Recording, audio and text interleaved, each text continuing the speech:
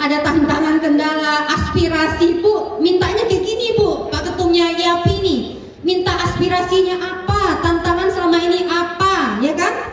Nah, best practice pelaksananya gimana sih sebenarnya? Nah, sesuai permintaan kita sampaikanlah inspirasi dari harapan dari Jakung PBJ. Coba lihat gambar ini, kita fokus di gambar ya. Risiko beban kerja pengadaan kayak gini nih, benar nggak teman-teman? Oh, satu, Bu, kita hanya walaupun banyak variabelnya, yang tantangan dan kendala ini di sini mungkin hanya kita beberapa aja yang disampaikan. Ada 3 Bu yang akan kita sampaikan. Yang pertama tentang SDM, yang kedua infrastruktur dan sistem pendukung, yang ketiga ada lingkungan dan ekosistem yang akan kita sampaikan. Yang pertama nih SDM Bu, keterbatasan jumlah dan kompetensi serta sebaran yang tidak merata di JFPPBJ. Benar nggak? Ya, benar Ibu udah sampaikan tadi. Jadi Bu, begini, ada yang kementerian yang banyak banget JFPPBJ-nya dan mereka tidak difungsikan. Contoh apa? Tahu nggak? Contohnya apa? Ini saya sebut aja nih, realnya begitu ya. Siapa? Kemenak, Kementerian Agama. Benar nggak? Tuh. Mereka Bu banyak Jakungnya, tapi beberapa yang tidak difungsikan, bener kan? Tuh begitu, jadi nggak merata Bu. Terus ada pula yang JFPPBJ-nya di daerah nih Bu ya, di daerah dia sudah ada ya, tetapi memang kompetensinya terbatas ya. Terus ada juga yang ternyata ada tapi tidak difungsikan, benar ya? Jumlahnya terbatas tetapi sebaran tidak merata. Kalau kami Bu di Kemenkes, mau izin ya Bapak Ibu ya, kalau saya kan di Kemenkes nih, Kemenkes semuanya Jakung PBJ, nggak ada tuh yang namanya non JF yang menjadi kegiatan kita tuh, nggak ada. JF semua PPK, pejabat pengadaan ya, tapi yang di kantor pusat ya, dan juga menjadi Pokja. Bukannya nggak ada kerjaan, tidak ada penugasan, kelebihan, kadang sampai tidak ada waktu lagi bekerja gitu ya. Tapi di tempat lain tidak begitu, berarti kan itu sebarannya nggak merata. Bu, kapan nih Bu badan pengadaan Bu? Bener kan? Ada Bu yang menyampaikan seperti itu. Kita gabung aja deh jadi badan pengadaan supaya pemerataan gitu katanya, ya Pak Emin ya. Kalau untuk yang strategis di badan pengadaan katanya seperti itu. Kita nggak tahu nih kapan nih ada seperti itu ya. Katanya gitu kan, kita menunggu nih. Perubahan pola pikir dan cara kerja lama dengan yang baru serta digitalisasi pengadaan mengharuskan semuanya melek teknologi ya pasti. Tidak hanya Jakung PBJ tapi semua ASN pasti seperti itu ya. Itu tantangannya sih sekarang. Tambah lagi Pak Emin, semuanya itu banyak e-katalog versi 6 ya, semuanya sistem. Kadang-kadang apa yang ada di sistem nggak sesuai itu dengan tata cara yang ada ya, sistemnya lebih kuat daripada kebijakannya ya Pak ya. Ada yang kayak gitu Pak. Nah ya benar ya Pak ya, tapi benar ini Pak, ini curhatan dari teman-teman kita. Ada lagi pelatihan teknis sosialisasi belum memadai katanya, yang teknis banget maksudnya. Ini penting juga karena semuanya sudah digitalisasi gitu. Benar kan teman-teman? Masih banyak tuh JFPPBJ nggak ngerti tuh cara ngeklik-ngekliknya. Ada juga ya, ada juga sih karena perubahan teknologi yang banyak banget sekarang tata caranya. Terus beban kerja dan resiko, ya seperti tadi ya Bapak ya Bu ya, beban kerja yang risiko itu benar, ini jujur dari teman-teman kita, bukan dari saya ya Bu ya. Resikonya tinggi banget, beban kerjanya itu juga banyak, tapi ada sebagian yang nggak ada malahan beban kerja Bu, sudah Ukom, sudah Madya, tapi ternyata dimutasi malahan, itu ada tuh Jakung kita seperti itu. Kayaknya ini memang sisi curhatan ini. Remunerasi dan jenjang karir ya ini Bu, yang Ibu sampaikan tadi. Remunerasi dan jenjang karir, utama kita belum ada ya, kita tunggu utamanya. Jenjang karir tadi Bu, yang Ukom tadi harus 100% dulu baru kita bisa Ukom gitu kan. Padahal setelah itu kan nunggunya lama lagi itu. Nah, berapa lama tuh kita menunggu deadline-nya kan? Terlambat lagi jenjang karirnya. Sudahlah bekerja 2 tahun menunggu, hilang angka kreditnya, enggak diakui. Gitu Pak. Benar ya, kita nyampe langsung ya. Kalau untuk masalah infrastruktur dan sistem pendukung, keterbatasan sistem dengan dalam implementasi aturan. Walaupun berkembang ya Pak ya, sistem dalam pengembangan katanya gitu. Sekarang seperti Perlem ya Pak Emin ya. Walaupun sudah bisa perannya bertambah yang JFPPBJ atau yang Pokja bisa, tapi belum bisa diklik gitu ya. Masih PPK, masih ada keraguan nih di kita melakukannya. Seperti itu. Terus JFPPBJ-nya implementasi sistem dan kebijakan kadang-kadang itu ada sedikit pergeseran. Nah, ini juga penting ini. Terus juga SE-nya Bapak kemarin nih Bu dari LKPP, SE-nya Mikom, tapi nggak nyebut-nyebut Pokja di situ. Pada banyak bertanya lagi, kenapa nih Pokjanya nggak ada di sini katanya gitu di dalam surat edaran kemarin. Benar ya teman-teman ya? Ini nih Bu, ada sistem error atau alat deteksi rusak akan menghentikan seluruh pekerjaannya, pasti seperti itu. Itu ada di infrastruktur dan sistem pendukung yang menjadi tantangan bagi kita juga sih sebenarnya melaksanakan pekerjaan. Next, yang terakhir, lingkungan dan ekosistem, ini yang penting juga nih. Next aja. Nah, ini nih. Ini kita fokus juga ke gambar deh. Enak lihat gambarnya ya. Bu, begini Bu, kadang-kadang Bu, Pak Emin, Pak, ini Pak gambarnya Pak, coba lihat Pak. Yang ini ada dari kepala KPBJ atau dari PA ya. Yang ini mungkin dari APH Pak gitu loh. Yang di tengah-tengah itu JFPBBJ, tapi saya bikin JF-nya pakai jas biar agak keren dikit gitu. Itu si APH bilang ini diklik gitu. Yang si PA bilang ini loh diklik gitu. Lah si JF-nya keringatan. Kondisinya seperti itu. Ada benar kan teman-teman ya? Nah, sisi curhat soalnya. Jadi perbedaan pandangan stakeholder pengadaan dalam menerjemahkan kebijakan. Tambah lagi sekarang ada penunjukan langsung yang perintah presiden gitu. Nah itu juga banyak tuh implementasi di lapangan, macam-macam implementasinya sekarang. Jangan ke menteri lah, kita aja, menteri nggak akan ngurusin hal-hal yang kayak gituan gitu. Seakan-akan itu adalah hal-hal yang sederhana banget. Padahal kan nggak seperti itu Pak Emin waktu sosialisasi kan. Tapi kenyataannya di lapangan nggak seperti itu Pak Emin gitu loh. Bener nggak? Sesi curhat ya teman-teman ya. Pas banget nih karena ada bapak ibu kita di sini. Intervensi terhadap celah dari kebijakan, khususnya katalog, walaupun non katalog juga ada. Tidak ada parameter yang jelas nih Pak Emin. Memilih negosiasi atau Mikom. Benar ya? Ini dari teman-teman sebenarnya, bukan dari saya, dari anggota IFPI.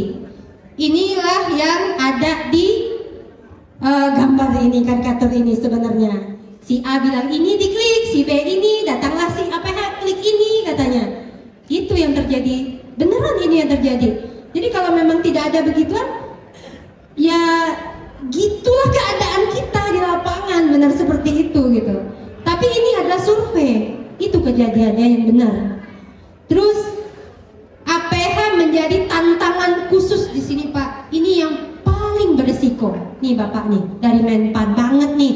Mudah-mudahan dengan curhat gini grade-nya Jagung PBJ jadi nambah ya teman-teman ya. Amin, amin dong. Iya. Nah karena pengaduan masyarakat tuh jadi menjadi terperiksa tanpa ada bukti pemulihan yang cukup. Katanya sih minta keterangan. Tapi mah itu kan kalau sudah datang ke APH mah itu gimana ya, kerjaan kita di belakangan juga banyak berkendala gitu ya. Terus masih banyak pihak pelaku usaha merasa perlu menjanjikan memberi suatu jika mau mendapatkan pekerjaan atau mulut klik. Itu banyak terjadi. Datang ke kita, tenang ibu, itu merasa padahal kita nggak seperti itu sebenarnya gitu loh. Ya kan? Ya seperti itu, tapi mereka merasa masih harus gitu. Nah ini saya nggak tahu nih, bener teman-teman, coba dinilai dong gambar kita di depan, bener nggak gitu kondisinya, menjadi kawan atau tetap menjadi lawan, procurement auditor gitu ya. Padahal yang diperjuangkan itu sama, yang diperjuangkan itu satu gitu loh. Saya ini ada di ide prolog sebenarnya ya, di IG-nya, tapi saya senang lihatnya. Memang ini kenyataannya, si procurement dia gini, si auditor gini, seakan-akan dia perang. Padahal enggak. Padahal sebenarnya sama-sama kita memperjuangkan sesuatu hal yang sama gitu ya. Terus coba di sini nih, tuh bos gitu. Pak, SKP seperti yang sekarang ini ada juga Pak yang begini tantangannya sekarang tuh SKP. Bos senang dapat 100%, nggak senang SKP-nya jadi under di bawah ekspektasi gitu. Senang dia dikasih banyak kerjaan, nggak senang jakungnya disingkirkan, kayak gitu sih sebenarnya. Itu juga ada gara-gara ada SKP begitu, sebenarnya seperti itu sih. Di pengadaan sangat-sangat berdampak sekali Bapak Ibu, ya, berdampak banget dengan pekerjaan kita di lapangan. Benar nggak teman-teman? Ini kondisi yang saya ambil dari teman-teman loh, ya. Jangan nanti sampaikan Bu Sekjen tidak laporin nih ke yang kita rasakan gitu ya.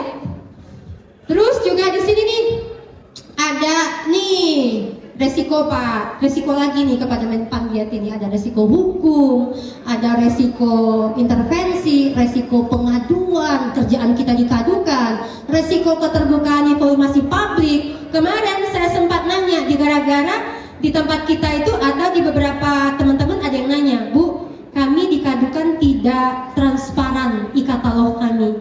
Di mana diumumkan ada e-katalog begini? Di mana diumumkan ada pemenangnya? Kok tiba-tiba ada pemenang? Lah sistemnya begitu gitu. Di mana pemenang e-katalog itu? Di mana kami lihat? Ada yang nanya begitu Pak, Bapak Ibu ke UKPPJ kita tuh gitu. Nah makanya di katalog itu di mana ya diumumin? Nah itu juga penting keterbukaan itu. Kadang-kadang dikiranya jagung PBJ itu tidak transparan, padahal sistemnya yang seperti itu gitu loh. Nah ini juga menjadi concern Pak, penting ya. 3 menit lagi, next. Kita pakai gambar-gambar aja. Oh ada harapan, nih Pak. Tadi dari Menpan bertanya harapannya apa? Ini harapannya sebenarnya. LKPP segera melakukan penyesuaian Bu, regulasi jabatan JF, penyesuaian peran dalam era digital seperti apa Bu? Seperti itu.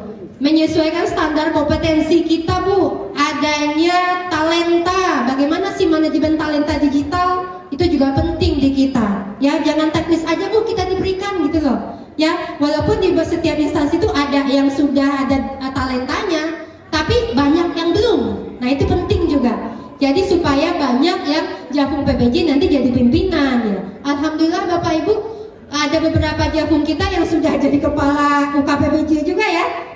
Terutama tuh ada contohnya Ketua DPW Bali menjadi Kepala Biro Pengadaan dan Pembangunan di Bali. Itu juga Alhamdulillah. Ada juga beberapa bendum kita juga ya, bendum kita juga Bu, dia sudah ada manajemen talenta. Tapi bagian teman-teman yang belum ada. Terus ada beberapa tuh yang harapan kita, kepastian hukum dan sistem untuk keamanan dan kenyamanan kita melaksanakan tugas jabatan. Seperti tadi keterbukaan, ya, keamanan data. Karena data kita banyak di-cloning tuh sekarang tuh sama orang-orang yang tertentu gitu. Terus kita dikadukan, nanti kita ngeklik, nanti kita nggak ngeklik. Banyak seperti itu. Tolong dong, sistemnya itu membuat kita nyaman, aman data kita gitu loh. Terus APH juga minimalnya harus paham gitu ya, melaksanakan yang tentang pasal 77 aparat penegak hukum meneruskan pengaduan itu ke AP dulu. Harapan kita mas seperti itu.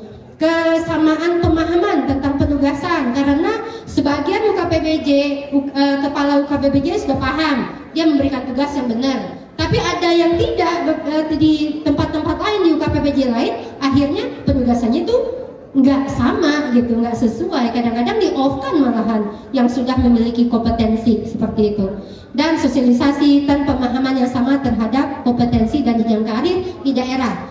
Jadi walaupun ada keterbatasan media gitu ya, tapi kalau seandainya di daerah itu ada medianya, dia mau mengajukan media, akhirnya karena ketidaksamaan persepsi tadi, bisa saja PKD-nya bilang, oh nggak bisa di sini media, kan nggak ada standar internasional katanya. Kadang-kadang itu juga menjadi hambatan bagi kami JFPPBJ gitu. Oke, next, terakhir Mas Rangga ada. Nah, ini temuan-temuan Bu yang kami survei, masalah-masalah yang ada di JFPPBJ anggota IP. Ada beberapa masalah, terakhirnya inilah temuan terbanyak yang kita dapatkan dari survei kita dari IFP gitu. Persentasenya memang di sini banyaknya adalah kewajaran harga katalog yang berpotensi markup. Ini yang sangat banyak dikeluhkan oleh teman-teman kita. Dan ada beberapa yang terbesar juga yang kita sampaikan di sini. Next. Selanjutnya, next sedikit lagi IFP ini yang sudah kita lakukan. Ini enggak, ini ya, next lagi, dikit lagi. Nah, peran organisasi. Bu, kita di wadah peningkatan kompetensi sudah, yang Prima IFP mungkin sebentar lagi kita akan mengajukan ya Bu ya, rekomendasinya kompetensi anggota kita lewat pendampingan. Kita akan ajukan mana yang sudah bisa hukum, ya kita sampaikan nanti kepada Bu Harti ya, supaya bisa nanti dilakukan hukumnya Bu, siap uji kompetensi. Serta IFP juga menjadi mitra strategis sebenarnya ya, ikut memberikan masukan terhadap Catdep atau Perlem ya Pak, kita ya Pak Emin ya, kita nunggu ya Pak, Perlem 12-nya perubahannya mana Pak, gitu loh Pak. Kapan kita ini, karena teman-teman banyak yang nanya MDP gitu lagi Pak, gitu. Ya Pak ya, tuh contohnya yang sudah Bapak Pak Kahar itu tuh nanya terus Pak MDP-nya, emang IFP yakin ngeluarin MDP sendiri? Nah itu kata Pak Kahar Pak, karena teman-teman perlu tuh MDP-nya, katanya seperti itu sih. Memberikan masukan, terus kolaborasi pasti ya, modernisasi dengan KLPD dan pasar pengadaan. Mungkin itu ya. Siap. Yang bisa kita sampaikan dari IFP. Kalau ada sesuatu hal yang kurang berkenan Bapak Ibu, kami mohon maaf, tapi inilah inspirasi dari JFPPPJ Bapak Ibu. Jadi kita merekapnya semua dari masukan dari anggota kita. Salah satu pemerhati JFPPPJ juga, mohon izin. Dari tadi disampaikan materi terkait kebijakan-kebijakan selalu menyebut ASN. Namun kebijakan yang turun saat ini selalu yang diatur adalah yang PNS JFPPPJ-nya. Sedangkan kami belum menemukan peraturan-peraturan yang mengatur tentang kompetensi, karir, kesejahteraan untuk yang P3K. Nah, apakah ke depan yang P3K ini juga diperjuangkan dan juga diatur, karena salah satu sambatannya teman-teman yang di wilayah Jatim kemarin pada saat rekrutmen pengangkatan pertama P3K sama Menpan, syarat level 1 itu dihilangkan, tidak diwajibkan. Kemudian akhirnya banyak P3K yang terekrut tidak punya level 1.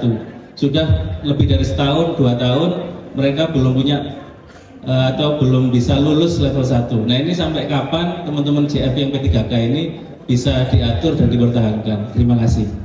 Ya, makasih Mas Pras. Satu lagi Ibu, silakan dari DKI. Iya, terima kasih. Izin, saya Ratina dari YAPI DKI. Pertanyaannya hampir sama mengenai PDKI. Jadi saya dapat titipan pertanyaan mengenai karir dan kepastian untuk para ASN, yaitu terutama yang P3K. Itu akan sampai kapan mereka apa? Karena mereka kan jahumnya tetap di posisi itu. Sampai kapan? Mereka nggak akan bisa naik ataukah seperti itu? Terima kasih. Assalamualaikum warahmatullahi wabarakatuh. Ya, ternyata satu pertanyaan hanya disampaikan oleh 2 orang gitu ya. Mirip tentang regulasi P3K Mas, terutama yang ditetapkan sebagai jafung apapun, apakah bisa naik jenjang karir atau tidak, gimana potensi peraturan terbaru. Silakan Mas Yuda. Baik, terima kasih dari Mas Prahara dan dari Ibu dari DKI dan Bapak Ibu sekalian yang mungkin terinformasi juga terkait dengan P3K ya, pegawai pemerintah dengan perjanjian kerja. Kalau diperkenankan saya cerita sedikit terkait dengan sejarah gitu ya, sejarah adanya Undang-Undang ASN yang nomor 5 tahun 2014. Sebenarnya yang dimaksud dengan P3K itu adalah tadi yang saya ceritakan, ketika pemerintah itu memiliki 3 layanan dasar, kemudian layar sektor prioritas nasional dan pendukung gitu. Layanan dasar ini kalau misalnya belum terpenuhi katakanlah di daerah 3T, kita rekrut guru, kita rekrut nakes untuk mengisi itu dalam periode tertentu sampai daerah 3T itu tidak menjadi daerah 3T lagi. Contohnya seperti itu. Kemudian sektor prioritas, katakanlah di daerah Kalimantan Timur, sektor prioritasnya adalah pertambangan. Kita rekrut ASN P3 melalui skema P3K yang memang memiliki kompetensi dengan jabatan-jabatan tertentu yang akan diletakkan di skema P3K dalam periode tertentu. Dan periode tertentu harus define berdasarkan RPJMN minimal gitu, atau RPJP. Kalau RPJMN berarti terdepan dengan baik di prioritas nasionalnya seperti itu atau di prioritas daerahnya.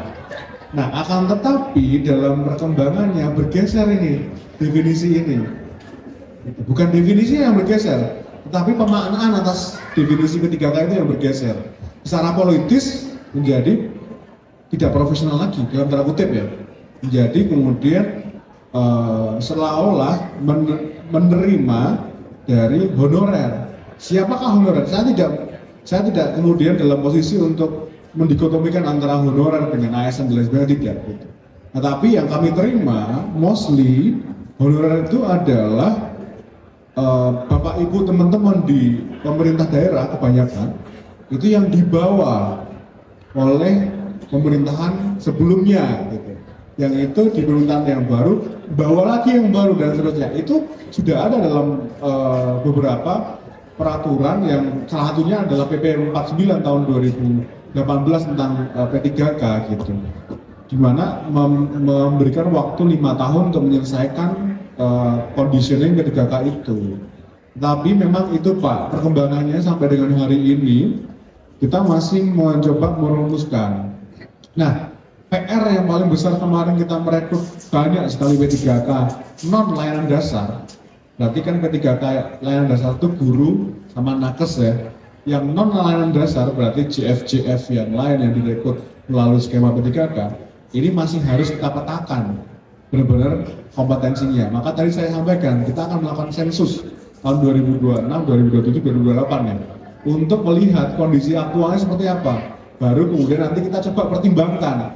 Kalau memang kompetensinya, kinerjanya, kemudian kondisi lingkungan di sekitarnya mengatakan bahwa oh, yang direkrut kemarin P3K berdasarkan skema dari honorer itu misalnya, itu nggak terlalu perform, kompetensinya kurang, nanti diuji nih masing-masing kompetensinya itu diuji. Kemudian dari 360 derajat atasnya gimana berbicara, teman-teman sejawatnya berbicara bagaimana, apalagi stakeholdersnya nih berbicara kayak gimana tentang layanannya, tentang kompetensi dan sebagainya. Maka dari situ baru tahun 2027-2028 kita akan coba mengusulkan rekomendasi kebijakan yang baru, barangkali perubahan undang-undang seperti itu sekalian, karena memang sudah masuk juga Bu ternyata di prolegnas DPR undang-undang revisi undang-undang ASN yang baru lahir, belum punya anak, belum punya cucu, tapi mau direvisi lagi kan gitu. Itu Pak, jadi karir dan sebagainya memang Bu karena P3K itu kontraktual ya direkrutnya di situ. Mudah-mudahan bisa dipahami. Terima kasih.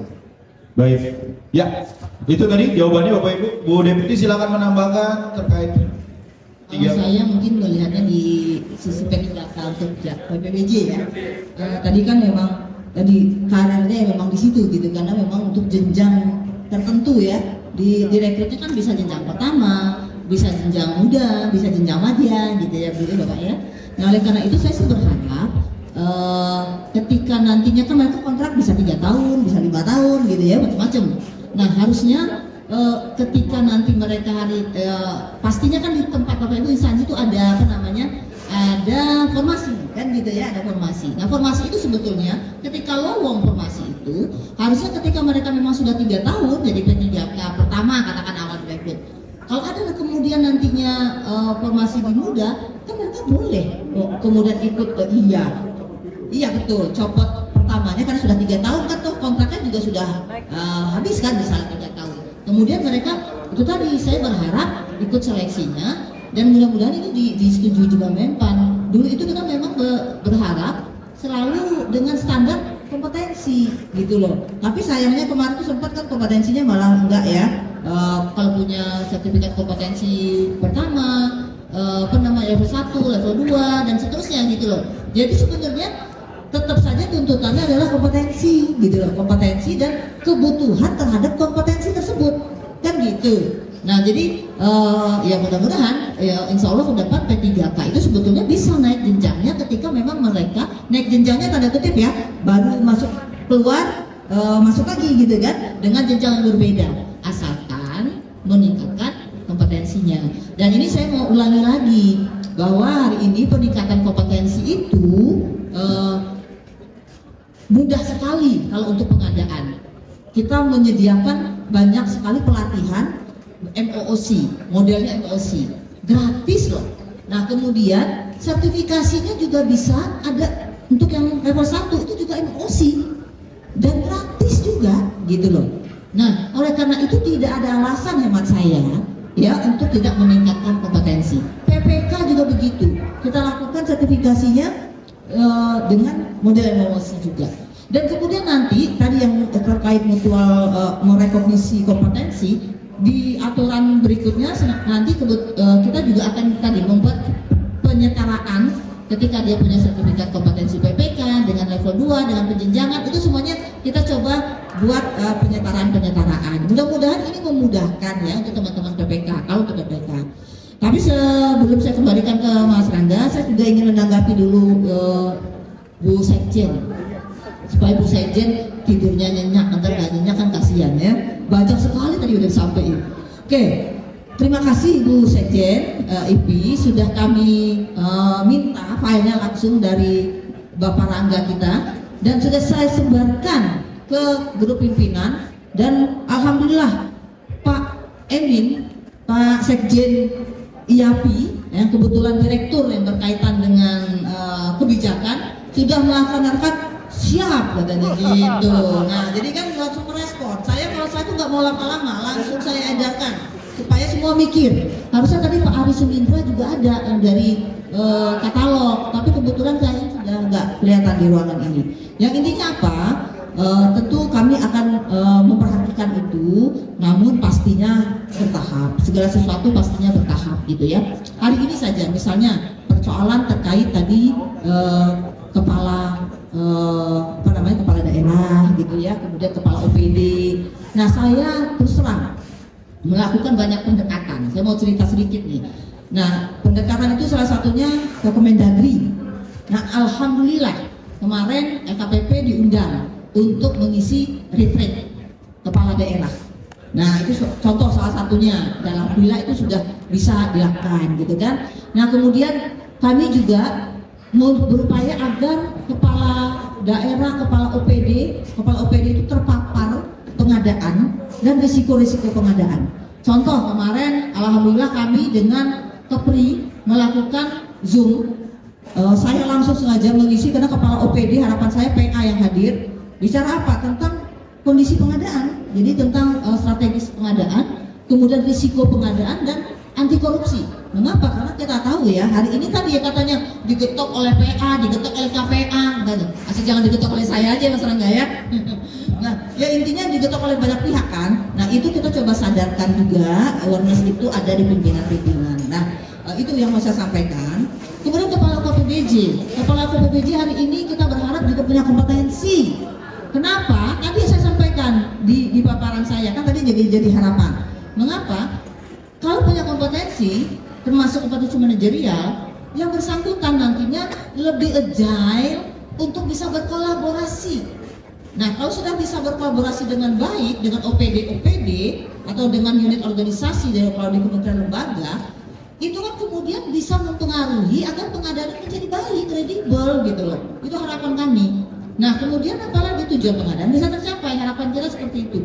Tapi harus dibekali dengan apa? Kompetensi, salah satunya juga selain teknis, kompetensi manajerial. Itu penting banget gitu ya. Nah itu nantinya yang mudah-mudahan ke depan sedang dibangun nih kompetensinya oleh Pak Awan dan Pak Direktur dan juga nanti disiapkan oleh Pak Hardi ya. Di direktur sertifikasi. Intinya kami terus akan bangun itu. Talenta nasional juga itu menjadi cita-cita kita. Talenta nasional terkait pengadaan dan juga orang-orang pengadaan itu bisa nanti kita dorong ya untuk menjadi orang-orang yang memang dipandang, dilirik lah ya untuk mengisi posisi-posisi juga gitu ya. Nah, seperti itu. Lainnya saya pikir sih ya semangatnya sama. Kita bangun kompetensi, kita bangun kolaborasi. Tadi Pak Ketum saya sudah senggol IAPI karena yang ada di sebelah sana IAPI gitu ya. Jadi kolaborasi yang dengan IPI berkaitan untuk kompetensi uji kom, penyiapan portofolio dan sebagainya. Harapan saya juga IAPI bisa melakukan itu untuk anggotanya. Untuk anggotanya dan kemudian anggotanya ini kalau perlu tadi diringankan dari sisi apapun gratis gitu loh. Kalau ini kan free ya. Ya untuk IPI itu free. Nah mudah-mudahan juga bisa. Nah bisa dengan kata lain agak lebih paling tidak dengan yang lebih murah gitu. Siap. Ya seperti itu. Tapi yang tadi yang mereka jafung gitu loh. Nah ya seperti itu mereka jafung ini mudah-mudahan bisa. Itu saya saya. Siap Ibu. Kalau cuma kita kan saling bantu. Nah kemudian kita bangun tadi ya, bagaimana pelatihan dan juga uji kompetensi yang lebih memudahkan ke depannya ya. Paling nggak ada coaching-coachingnya lah gitu ya. Kemudian uji kom, ada coaching-coachingnya. Nah, barangkali itu yang dapat saya sampaikan ya, untuk teman-teman yang hadir di sini gitu, baik Javim maupun bukan. Kayaknya ada pantun dong terakhir. Pantun, oke Bu. Pantun sebentar. Stoknya banyak ya Bu? Enggak banyak. Oke, iya, silakan. Baru aja di kanan. Iya, siap. Apa ya? Kadin dan IAPI luar biasa. Cakep. IPI juga luar biasa. Cakep. IPFE terus berjaya. Pengadaan kredibel sejahterakan bangsa. Cakep. Baik. Itu Bapak Ibu ya, diskusi kita di Talkshow ke-10 ini terkait roadmap pengembangan SDM PBJ pasca terbitnya Perpres 46 tahun 2025 dari sisi LKPP, Kementerian Pan-RB dan kemudian dari organisasi profesi.